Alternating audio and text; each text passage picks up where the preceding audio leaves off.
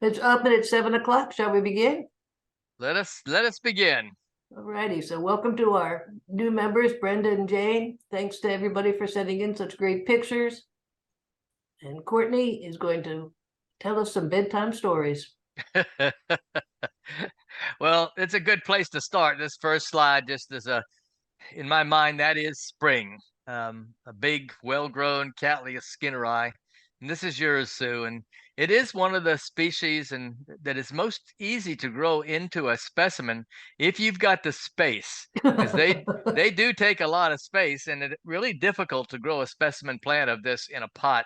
You almost have to have a big basket, and they just love to run around and ramble. But once you get a pretty decent sized plant, you can get some absolutely amazing displays. Typically, the most recent two growths will both produce flowers at the same time, which is one of the reasons you see such nice specimens from time to time. This looks like the standard color form, Sue. It's a little It color's is. a little bit off, but it's a it didn't have a clonal name, but it's a standard form. Yes. Okay, next slide. When I saw the compilation of these three cymbidiums there, I just thought California, because essentially when I've been out in California in the spring, there are just amazing numbers of cymbidiums around. Everyone grows them outside, no less, in some places, and they're different than the ones that we see. Flowers are bigger, a lot more different varieties, because they do like that cooler weather that we don't have here. I know it's possible to grow these, but here's some beautiful ones. The Kulnura Snow White Tower. Look at that thing. That is just gorgeous. And then the Via Verde Dawn, a nice yellow, almost a concolor lip. And the Hazel Fay Shocking. And the only unfortunate thing is you really can't get the feel for these as you would if they were, in person. But those are beautiful and looks like being well grown. Okay, next. Gongora Sunbitten, a primary hybrid. Uh, I just remember every time I saw a Gongora years ago, it had one inflorescence, and we were all thrilled. And people would bring them in, and they'd get judged with one or two inflorescences. And since you've been growing these, I've grown really cynical of one inflorescence, because I've seen what they can do. Beautiful pendant inflorescences. And these are one of those species or hybrids that you really have to grow in a basket or somehow so the inflorescences can hang down. So on a bench, it probably wouldn't work. But if you can hang them up somewhere, you can get some beautiful specimen plants. And this is definitely in the specimen category now, Sue. Terry says that we have to break it up because it's gotten too big to move in the. Well, Terry, you've got all this equipment. You just need a forklift. Just need a new piece of equipment, a forklift. Don't get many ideas. I got a forklift. Oh, do you? Well, then you don't need it. You don't need it. You can still move it. But we just don't have a place that we could hang it then where I can get the forklift into the greenhouse, Oh, yeah, that could be a problem. You have to do a forklift friendly greenhouse. Yeah, you have to have big doors. Okay, next. A really neat example of paths and the variations that we have. The path Chamberlainum used to be Victoria Reginae. It's one of those ones that's changed the name. And the three paths here represent three different flowering forms. The Chamberlainianum is a sequential. So typically you'll have one or two blooms at a time, and then when one falls off, you get another one. And they'll be in bloom for a long time. I'm not sure how long they'll exactly do it, but it's one of those species you just forget it's in bloom because it's just always in bloom once it starts. And then the Hirtissimum, that's another interesting species, but that's one of the ones that typically has just one flower at a time. I love the little curlies on the petals and on the dorsal, just really nice species. And then the Saint Swithin, which is always, in my mind, always one of my favorites. And that's a multiflora. So we've got one of three different types here.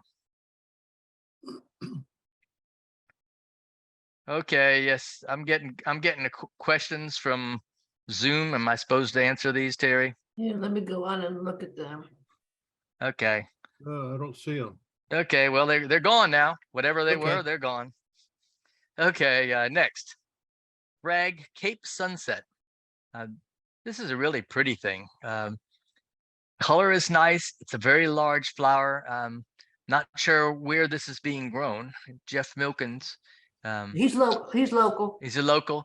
The frags will grow here. The only thing you have to be careful of is that they have to have really good water. And depending on the background, if it's a hybrid or if it's a species, you have to look at how much heat it can take. Some of them can take quite a bit of heat, like the Schlemmii. But Eric Young has got a species in the background that usually doesn't like a lot. But this time of year, it's not cold here. It's almost perfect for frags. And this is a really nice one. Congratulations, Jeff. Next. I thought whoever put this particular slide together did a great job, because we've got such different forms of Dendrobium. Trantuani, that's Leslie's. I have never seen that one before. Pretty little thing. I don't quite know how large the flowers are, but it looks like it's one of the smaller side. And then the green flash in the upper right. Look at that green color and that contrasting lip. I'm just not sure you get much better than that in terms of an interesting flower. Dendrobium anceps. If you look at the foliage real carefully, you'll notice what is so attractive about this particular species. The individual flowers are sort of tucked around, but this is one of those plants. We had a speaker some time ago who talked about just liking orchid growth patterns and leaves and so forth. And this is one of those. It's just a really different looking orchid. Almost looks like a cactus when you see it without the flowers. And that's Janus's. Boy, that's loaded with flowers. And then Dendrobium anosum. You can see the flowers coming off of the pseudobulbs who've lost their leaves. So nice example of the different flowering forms and different growth forms for the leaves too. Next. We're not done with dendrobiums yet. More dendrobiums, Dendrobium fimbriatum. I always thought that was one of the most attractive of all the dendrobiums of this type. That lip with all the little fimbriations around and the inflorescence is just a striking plant, especially once you get a little larger and you get lots and lots of flowers. Beautiful. And then Dendrobium farmeri, and that's yours, Sue. That's a really interesting one too, with inflorescences that hang down, but upright pseudobulbs. That's really nice. And then the bottom one is farmeri, and that's Sheila's. Look at those flowers. I have the feeling that if you look at the two farmeri here, that the one on the bottom, I guess that's Ying Sing. I got a feeling that's probably a tetraploid or some unusual form of the flower, just from looking at the flower shape. I think it's some sort of alba petalloid, something like Yeah, that. it's just really unusually different. Mhm. And I'm not familiar enough with all the potential varieties of this species. Most of the time you simply see the standard form, though it's yours up on the upper right. Yeah. Okay, next. And that's a really nice aggregatum, both of them. Yours is on the left and Leslie's is on the right. And the goal of growing a CCM plant of this type, and I remember some coming in the judging years ago, and the judges saying, if you could see the leaves, then it might not be suitable to get a CCM. And you can see this is pretty close to having the leaves all hidden, both of these photos. Very, very well grown. And this is one of those species that goes by different names. Most of the time, if you've got this, it came as Dendrobium aggregatum, but it's also Lindleyi. That's the synonym. So just remember to keep the tag with you when you get a plant, even if you hear that the name has been changed, keep the old tag too, just in case it changes again. Okay, next. Ionopsis utriculoides. That's a really cute little thing, and it's one that unfortunately we don't really see a lot. It is native, coincidentally, to Florida as well as the West Indies, all the way down into Mexico, Central America. And a lot of places, it's almost like a weed. It grows on the ends of various kinds of vegetation, including citrus groves. You'll see this little thing covering the tips of some of the branches. Just a really, really cute thing. It's closely related to the Tolumnias. The Comparetia on the right, that's a hybrid, which you don't typically see a lot of hybrids of this type. But got the coccinea in there that gives it the really nice color. It's a pretty thing. Can't quite see the plant on this, but these are also interesting flowers and interesting plants. And again, these are from the Americas, mostly Central and South America. I think Glow had a picture of a Comparetia last year, a bright red one, and we said, well, you're not really supposed to be able to grow that. And then Suzanne decided that she would take the challenge and see if she could grow a Comparetia. I think this is one of those ones that just has real specific requirements. And I'm betting that one of the requirements is really good water. I'm not sure that I remember the temperature tolerance of these, but an awful lot of the things that are hard to grow and we blame heat are often influenced by the water quality too. Interesting. Now, I know the Ionopsis on the left. I suspect you could throw salt water on those and they would survive. They are really tough things. Despite me saying that, you'd be surprised how many times people kill these. They're actually pretty easy to kill in the greenhouse from rot primarily. Lots of air movement, and they don't like to be in a pot with dense media. Okay, next. Miltoniopsis. Each time I see a Miltoniopsis photograph, it just makes me remember how spectacular these are in real life too. You can't quite see that in a photo, but some of the texture on some of the flowers is startling. And these are all ones except for the one in the middle that we call waterfall type, with the way in which the patterns on the lip sort of flow as if water is flowing over a waterfall. The one in the center, Linda Lingle, is a different example. That one is very different in terms of the lip color, but most of these come in different shades of fuchsia and pink, and you can't really describe it very well from a photo. If you've seen these in real life, then you have a sense of how pretty they can be. But these are being grown by Suzanne Cisco. So those of you who say you can't grow them here, Suzanne has proven otherwise. But again, they do like good water, and they do like avoiding the hottest parts of the day in the summer. Next. Psychopsis, Mariposa alba. That's yours, Sue. That's a really pretty thing, a really different looking with that lighter color. Some people have asked me, well, it's an alba. Is an alba supposed to be white? Basically, an alba is supposed to just have no color other than the background color. In this case, the background is orangey yellow. And on the right, you can see a more typical color form. That's Mendenhall variety Hildos with an FCC, and that's a giant flower. You can't really tell how big that is in the photo, but that is a huge flower. And in this particular clone, one of the standouts is the way in which that lip is shaped and the color of the lip, with that little band of dark color around a solid yellow lip. And again, flower is very, very upright too. That's a very nice clone. I'm glad to see it's still out there. I wasn't sure how many of the clones that were made of that got through the growing process, because they're sometimes hard to get established. Next. Columnia calicula. We see mostly the hybrids these days, and it's easy to forget that there are quite a few species of this particular genus, and some of them are distinctly different than what the hybrids are. And this calicula is one, a striking yellow, but it's a really small plant and a fairly small flower. Typically 1 or 2 flowers on inflorescence. On the right is what I consider more of a standard hybrid. That's Jarrick Flyer Softberry, pretty pink, little spots. And you'll notice that there's spotting on the petals that isn't uniform particularly, but it's uniform enough to not be too distracting. Next. I was very happy to see this Equestris sun-kissed. Years and years ago, the Equestris we used to get were very similar to the wild form.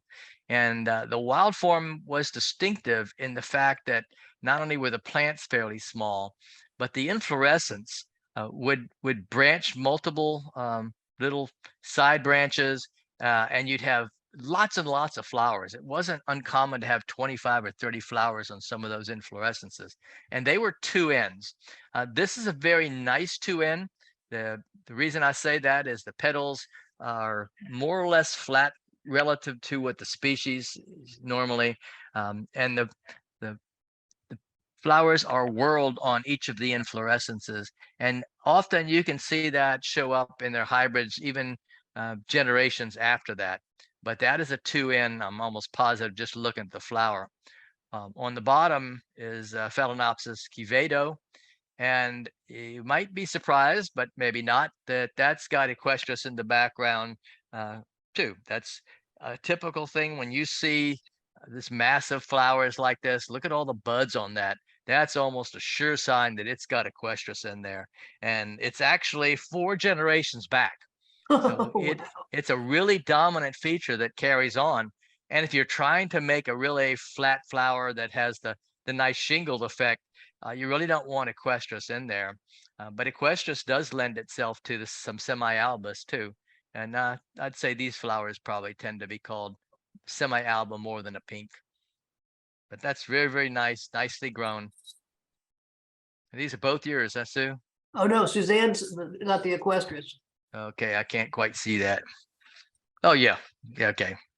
I'm not looking very carefully, I guess. You're just looking at the flowers. Okay, next. This is a really interesting set of photos because we have a number of different kinds here.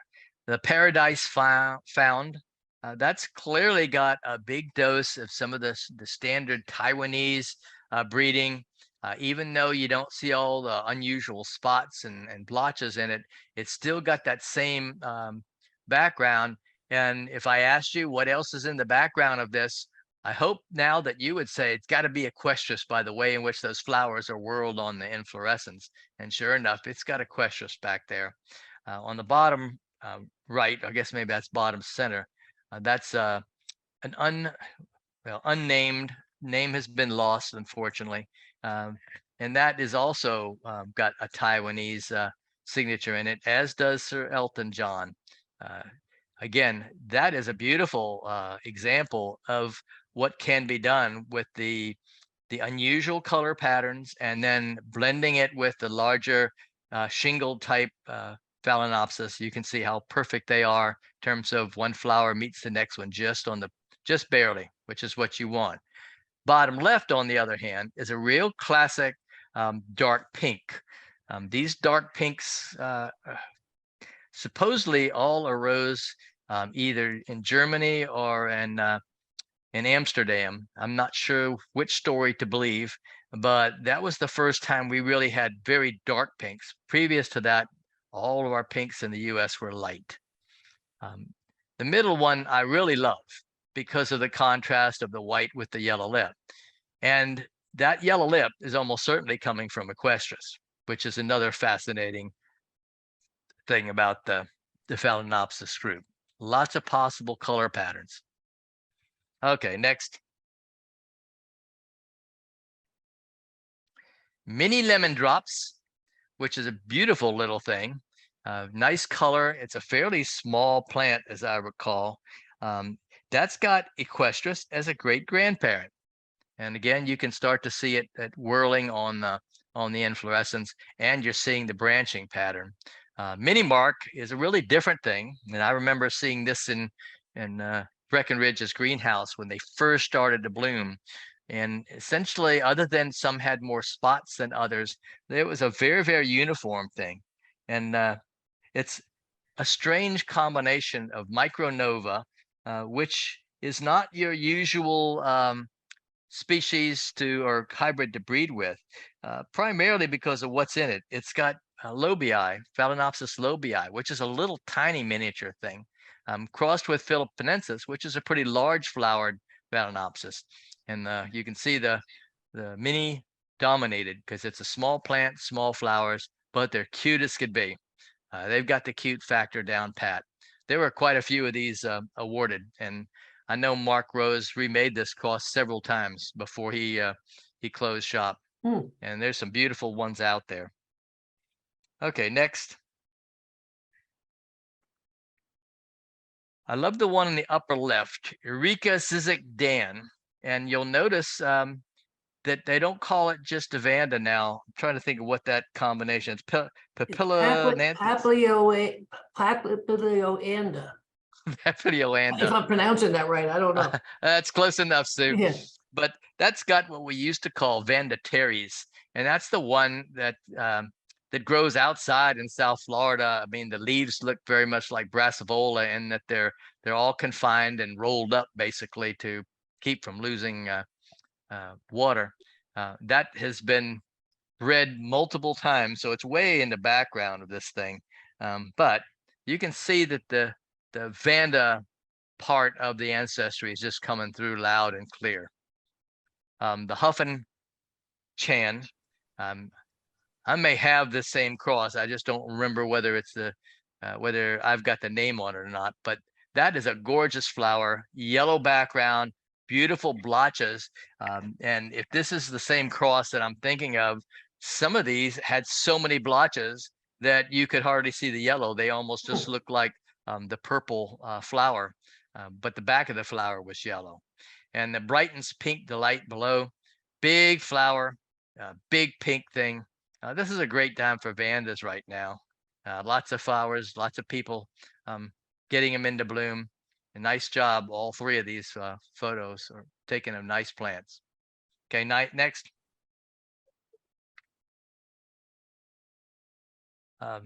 Vanda Garryi. Now, again, this is one of the ones that used to be called Miniatum, and Miniatum is actually a different species. There has been a Miniatum for a long time. Okay, here we go. And the correct name for all the ones that we generally have purchased as Miniatum is Garryi. But again, there is a Miniatum out there, and if you buy a plant with Miniatum from a Vanda collector or a Vanda nursery, it's probably the Miniatum. But you can see what they do. They grow little short, small Vandas, used to be called Ascocentrums. Lots and lots of really bright flowers, just beautiful species and very easy to grow. Next. Renantha calcium. And I don't think that this is the correct cross for this. This says Philippenensis by Storii, and I've seen that cross quite a few times. And these flowers are way too big and way too heavy. And I think this is a hybrid. Maybe Casem Jumbo would be the right name, but it's just not registered. It might be a trade name, but I've seen these in being sold in by a number of vendors, and I'd never really carefully looked at it. But that is not Philippenensis by Storii. It's too big of flowers. It's beautiful. I've been tempted to buy them each time I've seen them. Okay, next. Sue's Paraphal collection. Paraphals are in the Vanda group. The Labucensis above, they have distinctive leaves that hang down, and they love to be grown just like this with all the Spanish moss or some kind of moss around them. And Labucensis, just distinct flowers with the nice markings, good color, and fairly large flowers for the group. And this is Paraphalaenopsis labucensis, and this is Leslie Brickles. That's the same thing. You're just seeing a little bit different variation on the theme. I've seen a couple of them that were so different that I questioned whether it was the same species, but I haven't seen enough of these together to know how much variation there is within the species. And then we have Leikakii, by Vanda falcata. Now, Vanda falcata is what we used to call Neo-Phoenicia, and that's really a very different hybrid, Sue. Yeah. Not sure I've seen many like that. But struck by the fact that the leaves are wider, they do not look like the paraphals at all. And paraphals tend to be real dominant in the hybrids. Okay, next. Oh, more Neo-Phoenicia. This is by Kristinsoniana, and this is Joanne's plant. They like to be kept small like this. They don't get to be giant. So if you don't have a lot of growing space and you want to have a Vanda in your collection, something Vandaceous at least, this is one of the ones to have. Hybrids with it generally tend to stay small, maybe a little bit bigger than the species, but that nectary, that little tube that sticks out the back of the flower, that's usually a characteristic of the falcata hybrids too. Next. Well, we can't get through a whole program without some bulbos, at least. In fact, sometimes they seem to be dominating the month. Sumatranum is a really pretty one. This I knew as lobii, and I was going to say, I think that lobii was originally the name that we bought them as, but Sumatranum somewhere along the line must have been described first, which is why it's taken precedent. But the thing about that flower is, look at all the detail.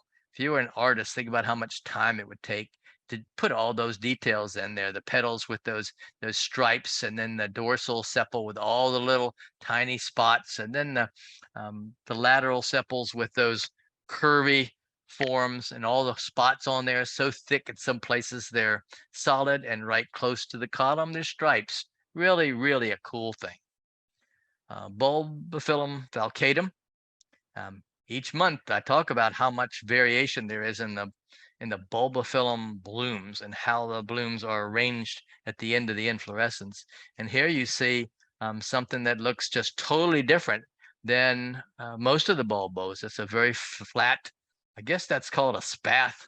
Not sure if that term goes with bulbos, but in other plants it does.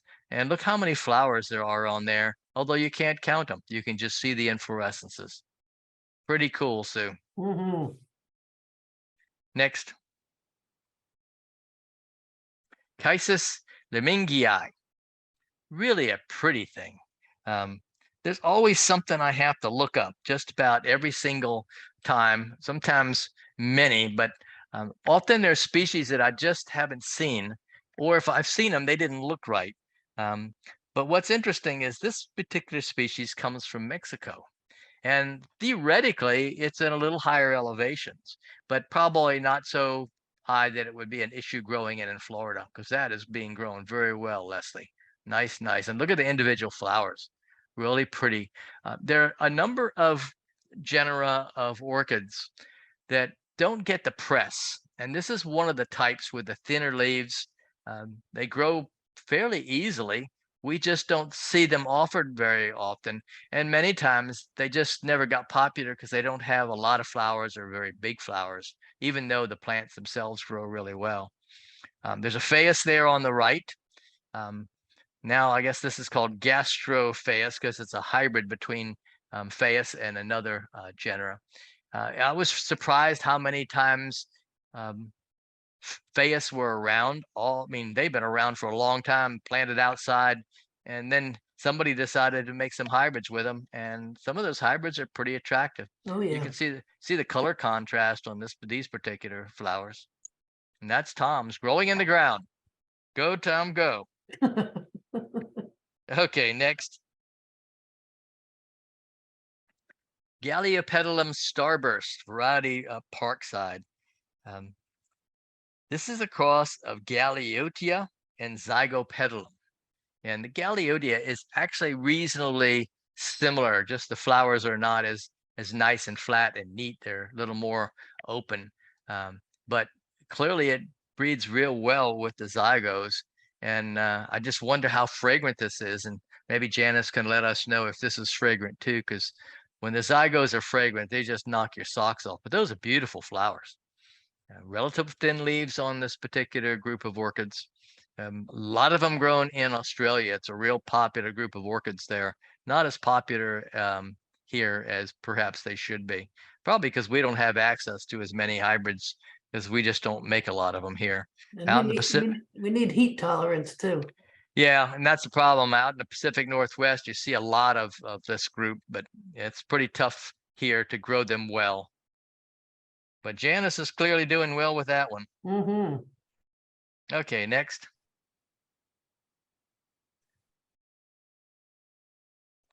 Well, here we have Aurantiaca and its hybrids. Aurantiaca on the bottom left, that's Mishima spots. And I should mention the fact that for anybody goes off thinking that that's what the standard Aurantiaca looks like, Aurantiaca do not have spots. And that was a good statement up until about 16, 17 years ago, when suddenly somebody found one that was spotted and selfed it, and now we see them out there all the time. They're really pretty. This one's, the clonal name is Mishima spots, and you can find them fairly available. And they're just a different look of the same theme. Orange flowers, orange, yellow orange, and bloom in the spring. Often you see Aurantiaca paired with some of the Rupicolous Lalias. Those are the little miniatures. And El Cerrito was one of the early hybrids between the two. Crispata is now called Flava. And what you get is a combination of Aurantiaca with all of its flowers. And then the Rupicolous Lalias tend to flatten the flowers out a little bit in some of the crosses. And you can see that on this particular El Cerrito. Fire Dance, another Aurantiaca hybrid. You can just see it in there when you just look at it. And as I mentioned earlier, Aurantiaca can be way in the background, and you can still get the same kind of looks. I can't quite see the one on the bottom right, Sue. So that's Roja. That's Roja. Okay, I thought we had one in there somewhere. This combines Aurantiaca with Millerai.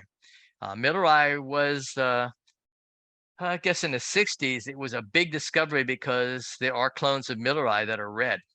And it was hoped that it could be used to make more reds than the standard Cattleyas. Unfortunately, it tends to make oranges when you cross it with other things. But there are red clones, and when you cross it with some things, you can get some beautiful reds. This And one Rojo, is red. This one is red. Rojo is one of those hybrids that is red. And the vast majority of them came out red or red-orange. And it's been used a lot as a parent. It can make some really nice hybrids. That's beautiful. Okay, next. What we used to call Epicattleya, first love. And Sue, is that one you got from Fred? I think that came from Alan. Alan, okay. I saw this hybrid in bloom 35 or 40 years ago in Louisiana in a greenhouse. And I begged and begged, and finally he let me have one of the lesser ones. But I've been surprised because I've seen this hybrid remade several times later. I think it was Fred that made it with tetraploid parents, and they don't look anything like mine. And this one doesn't look anything like mine. Oh, and I'm really? fascinated by how variable this particular cross can be. And I'm not sure why that would be, because typically with primary hybrids, they come out very uniform, unless you have some sort of a special, maybe one's a tetraploid, but yours is very different than my clone. Interesting. And my clone is a summer bloomer. So they're all, in fact, that whole Grex that I saw were all blooming midsummer with the Tampensis. So that's interesting too. You never quite know what's going to happen when you make a hybrid. And then Magic Wand up there, that's got Trick or Treat in it, and that's an Aurantiaca cross. And then Love Passion below, there's Trick or Treat in the background. And as I say all the time in our live version of the show table, Aurantiaca is such a strong parent, and it's a parent that everyone likes to have in the background because of the spring blooming characteristic that it always brings to hybrids. Lots of flowers, almost always orange, yellow orange, or red orange, What more could you want? Okay, next.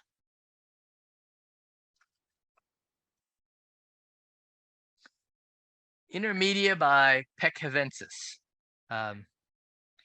And I'm looking at this and trying to ascertain whether there's more to it, because it says as per lib or intermedia. I think this is the hybrid, Marianne. This isn't the straight intermedia. Okay. That was the question. Yeah, the lip isn't quite right for an intermedia, but I'm guessing that the intermedia used in this hybrid was the orlata form, just based upon the color pattern on the lip. But I think that's probably a hybrid, not a. And you can see on the right the orlata, typical orlata form. That's crown fox. That's one of the better ones that you see out there. But once you lose a tag, it's sometimes hard to tell. So I would go by the intermedia by Peccavensis and Okay. stick with it. And the only other characteristic that might give it away is if the plant was extra small. If the plant was really small, then that might be another indicator that it's definitely a hybrid. Okay, next. Memoria George Izumi. That is a striking example of this hybrid, and that's the best that I've seen, Sue. And for those of you who don't know, this is actually a cerulean hybrid. The bifoliate ceruleas have different characteristics than the large labiate type of ceruleas, in that the background color can be everything from green to this yellowish color, and then the cerulea or indigo spotting. But that I think that's one of the best I've seen in terms of that color combination. I think I've got some of these from, I think these came from Fred, didn't they? Yeah. Yeah, and I just haven't bloomed them yet. I'm hoping I get one something like that, because that's really pretty. On the right, Latiguisii alba. This is Orchid Trail's Snow. That's Orchid Trail was John Stanton's nursery, and he had found and cultivated some really beautiful forms of species. Latiguisii albas are hard to find that are true albas. Marv Reagan had one that he was not allowed to sell because he had to give it back when he was getting rid of his collection, and that's how prized this kind of species is. This form of a species, beautiful, nice flat flower, really, really nice. And nice job, Keith, growing that. Okay, next. Pollyanna and Jennifer's favorite, Waikiki Gold by Brabrantier.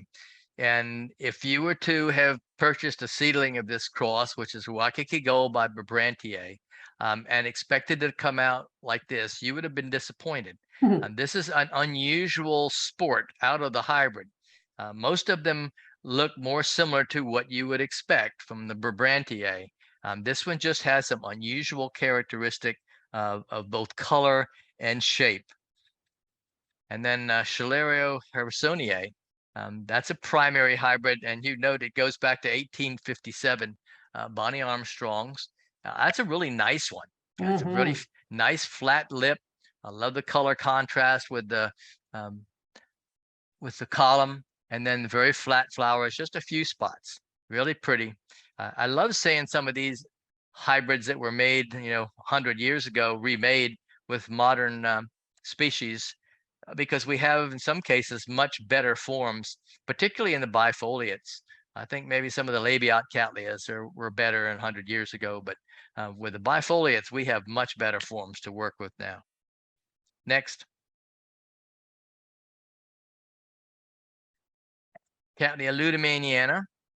That's got beautiful large petals. That one's one of those ones that I would say take good care of that. That looks like that's got a lot of potential. For those of you who have tried growing ceruleas and bought seedlings and been disappointed when they didn't bloom as deeply pigmented as you would want, ludemaniana is one of the ones that has a lot of clones that are really well pigmented. You can see the cerulea color really dense. And many of them have these large petals. Some of the forms that Crowell Smith has are about as good as any of the awarded ones. If any of you are going to the Crowell Smith extravaganza this coming weekend, you might see some of these for sale because they should be in bloom around now. And he has some of the best I've seen. There's still some good ones out there on the market, but it's a species that continues to be improved, at least from the cerulean form. Lake Tahoe blue sky. This has got a little tiny, I shouldn't say tiny, a small growing Cattleya species that has very big flowers as one of the parents. And you can see it dominate for the plant size. And typically it only has one, sometimes two flowers, which is a little unfortunate, but it also has really great cerulean color. That is one of the things that Cincarana brings to hybrids of the cerulean type, is really nice color. Okay, next.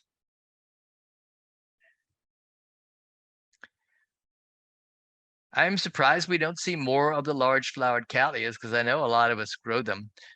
Joy Silkabee, shining on the upper left. Beautiful large flowers, good lavender color, and the lip is striking in that it's large. It's got that beautiful deep yellow, almost an orange in the inner lip. And that's Susan's. Drumbeat heritage goes back a long, long way. That's Bonanza, which came out in the 1950s, crossed with Horus, that was a hybrid from the 1930s that produces big round flowers. And Drumbeat has about as round a flower as you could possibly find. And this is one of the clones that has been available for a long time. Always worth getting, even though it's an old hybrid. It'll match up with just about anything you see coming out now. Sarah Palin on the upper right, that has, again, really good color, a little more yellow in the lip, pretty flat, but these are all large flowered Cattleyas. You know, these are 6-inch, most of them, or bigger. And the bottom right is Mimi Akatsuka, Volcano Queen. And the interesting thing about all four of these is that these are blooming now. I mean, Drumbeat normally for me blooms in the fall, but they're blooming now. And that's not uncommon when you have plants that are grown really well. Sometimes they'll double bloom and you'll get some spring flowers, especially if one of the parents in the background is a spring bloomer. And the Mimi Akatsuka is one of the parents is a spring bloomer. Okay, next. Richest Star by Wanda's Fire. Wanda's Fire is a really interesting thing. I've seen a couple of hybrids made with it, and not only do they have just incredible color, but the texture and the thickness of the flowers are striking, and that they often are really flat too. It looks like this is just maybe coming into bloom. Keith doesn't say there, but I'm betting that first flower has been open a little while, and the one on the right is just coming along. But really pretty. I love the color on that. Next. Taiwan Chief Wine. This is the variety Van Gogh. And if you were to see this in bloom, you would basically say that is as true a red flower as one could find. And it's a large flower. That's good 5.5, 6-inch flower. It's a Miraclone. They're out there, not very expensive if you were looking for a big red Cattleya to have in your collection. Now, it is a little bit cupped in the sense that it's not perfectly flat like the bifoliates. And you can see on the left there, that one flower is not quite open all the way, but that flower is flatter than it looks from the side angle. Next. Jamie XOXO, Joy Black. This is Alan Black's cross, Labiata by Appendiculata, and Appendiculata used to be called Cucullata. It is not a true Cucullata. Its name has been resurrected from the herbaria, and the true Cucullata is available and is out there, but it's not quite as nice a flower in terms of a parent as the Appendiculata. And you can see it tends to dominate for shape and tends to dominate for particularly the leaf shape, and the growth habit too. Richard Mueller is always worth having. If you don't have a Brassicatlia Richard Mueller, that's Nodosa by that milleri that we talked about earlier that's red. The offspring don't come out red. They come out orange. Many times they'll open orange and then turn yellow with that beautiful tubular lip. Many of them have lots of spots. Some of them have less spots. I've even seen a few that have 0 spots. So there's a variation in that too. But the nice part about that particular hybrid is that the inflorescences can branch, and you can have a lot of flowers on an individual inflorescence, and the plant itself branches, so that you can quickly grow a specimen plant and get an award. I actually got a CCM on a Richard Mueller years ago. Huh. Fairly easy to do. They like to be in baskets. Bippy, Brassivola by Epidendrum. This is Moon Mist, variety John Ward. Nodosa by Radiata. And what's that PSV? I never can. Well, that's the Prostheca. Prostheca. Yeah, these are the clamshell orchids. We used to consider them epidendrums or encyclias, depending on what your book was written. But you can see what you get out of that. The nodosa doesn't dominate nearly as much as it used to, or typically does with the leaves. And the flowers look very much like the Prostheca. Except they're not, well, I guess some of them are upside down. That's an interesting one too. So you always have these oddball, interesting things. I'm into oddball. I see. Yeah. Well, I know. I'm sorry, Terry. Okay, next. Beautiful Morning. This is a second generation because Morning Glory is Purpurata by Nodosa. And then you go one more generation and you get this. Bonanza Queen is a large standard medium lavender Cattleya. And look at all the color is totally gone from the petals and sepals, been blocked by the Brassivola, but you get that beautiful solid lip. No spots on it, but that's a really nice thing. And I'd bet money that that can probably get a pretty good flower count to it too when it gets really a large plant.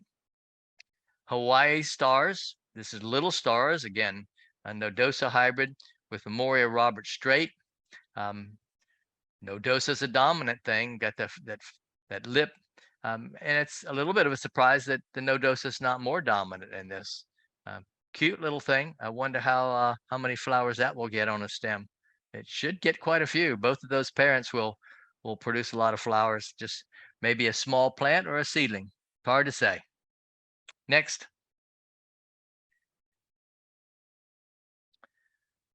Apple Blossom. Snowflake by Orange Nugget. And I guess this is in a pot. It's just outside.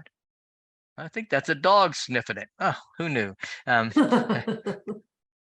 Probably smells good.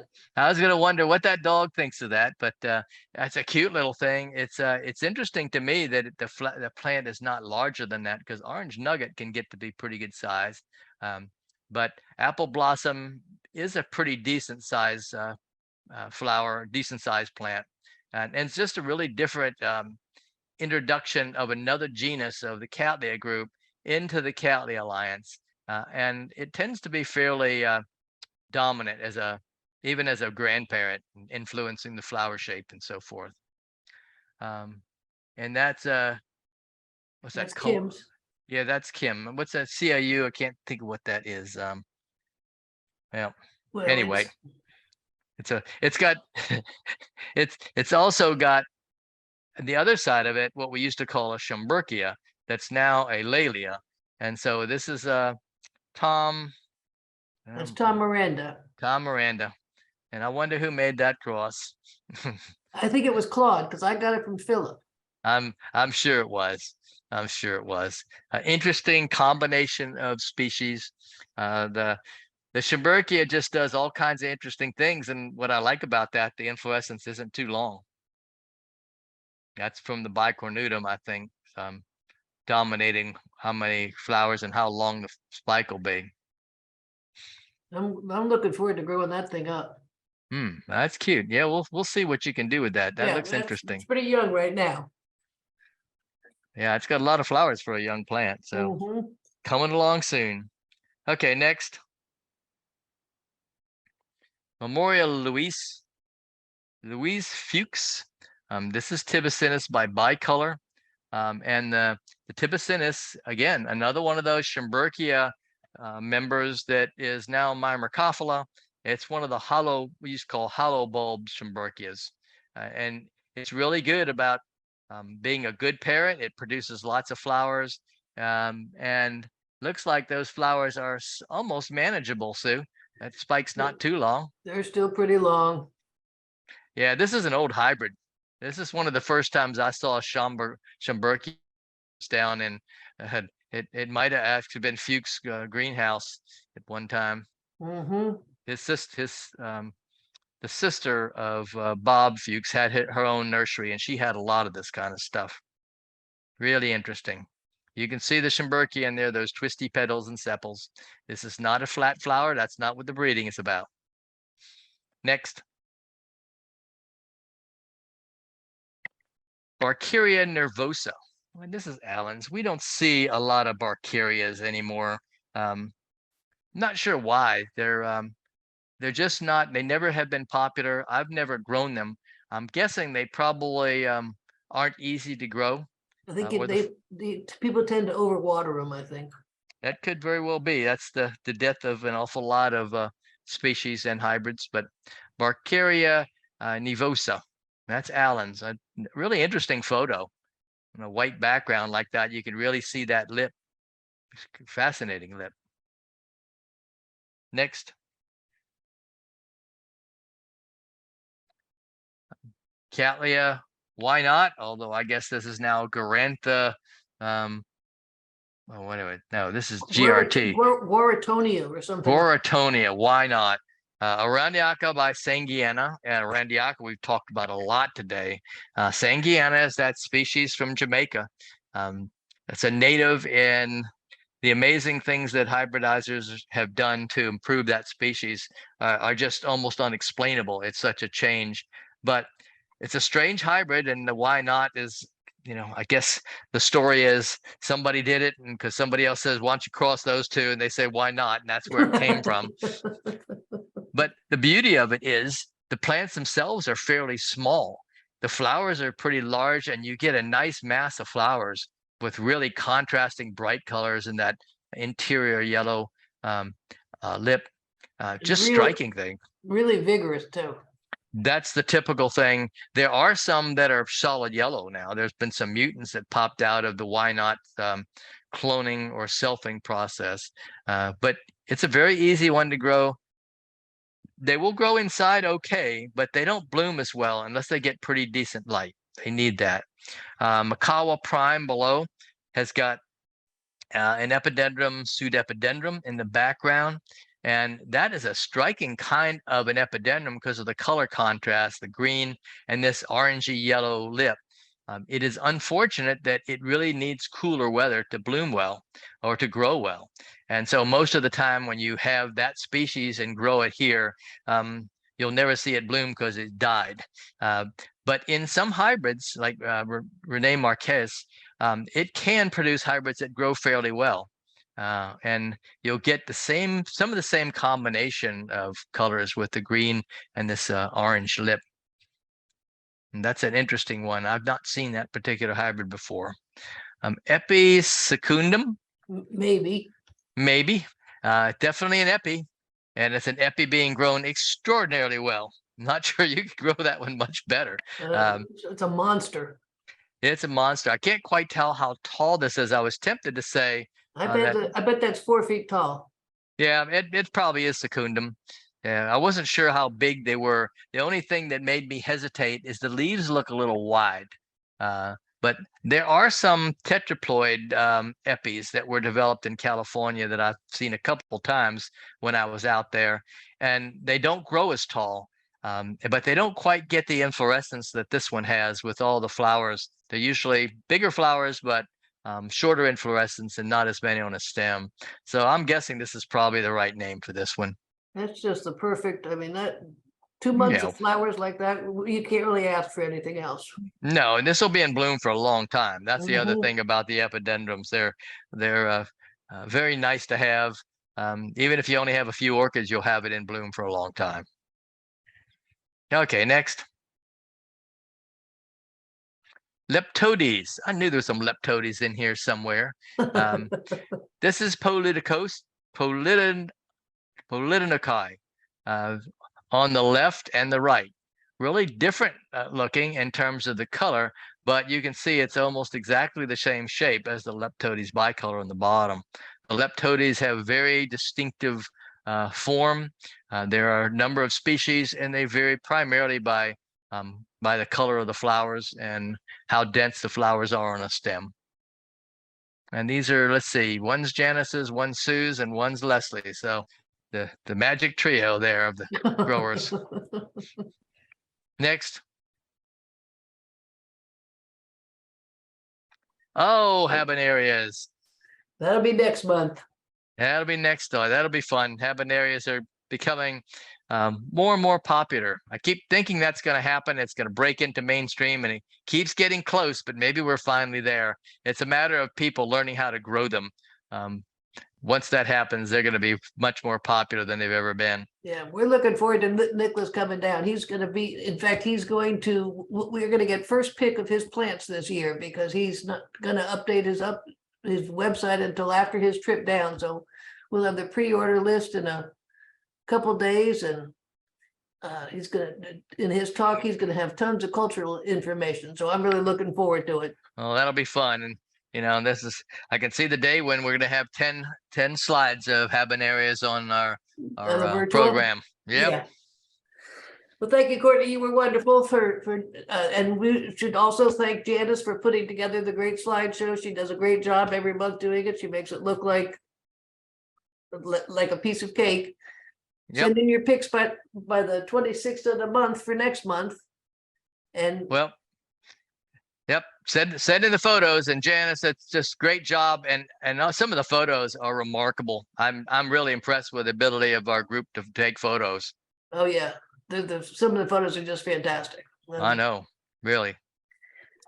So thank you, everybody. We appreciate it. Stay And dry. thank you, Courtney, you're the best. I do my best. Thank you, everybody. Thank you. I'm Bye, going to close Courtney. the meeting unless anybody has questions. Bye. Thank you all. Bye-bye. Bye.